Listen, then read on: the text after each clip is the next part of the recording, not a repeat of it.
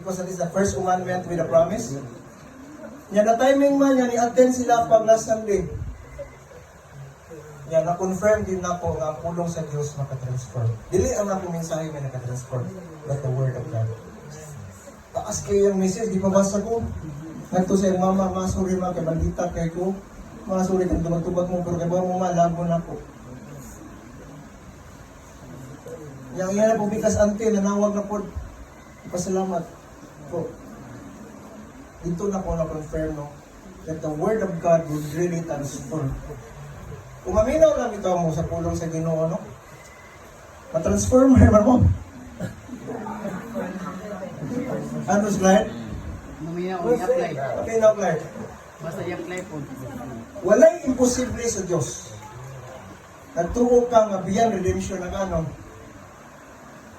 Struggle sa usa ka mama, no? Nag-struggle dito siya for how many years? Tibad-tibaron siya siyang anak. Ano mo sa tibad-tibad? Tubag-tubag. Tubag-tubagon ba? Nga magsugot ito nga magdabog-dabog. Musugot magaling pero unsa man? Very disrespectful. Puno sa disrespect. But, thank God that through His Word, through Ephesians chapter 6 verse 1 and to 4, na-reconcile sila. Nabasa po ko sa reply sa mama, kaya pabasa mo ko niya, na sorry po, hindi may ka-provide sa imong mga panginahan. But we are doing our best na maka-provide mo. So, matod pa, naging-ilakay sila, and hopefully, God really will transform their relationship. Okay? Anong buhay ang pulong sa Diyos? Number 1? It will guide your Tagamanggay, kanuha ko sa man, it would convict our ikatulong. Transform our lives. Transform our lives. Kana mga heartbroken sa uya-uya. Diba, gawlaan ko nga din ako heartbroken. Hindi man na pwede, heartbroken man natanan. Pero sa man, naganindot, after the brokenness, dali na taka-recover.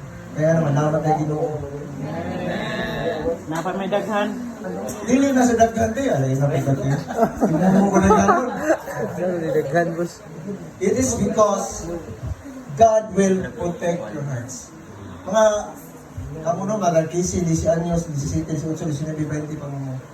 Matters of the heart gali. Matters of the heart gali. Sinisuan din na ninyong hatag sa Ginoo.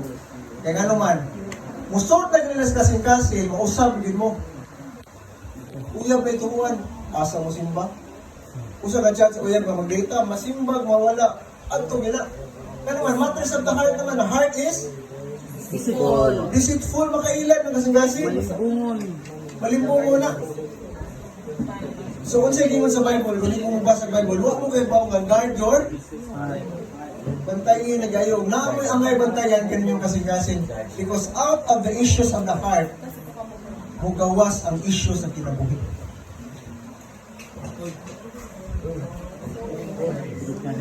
Okay? Pamina mo ha? Okay. Sunod. Ang problema, kung saan man ako pagbasa doon, Bible. okay ba ako sa purma ng Bible?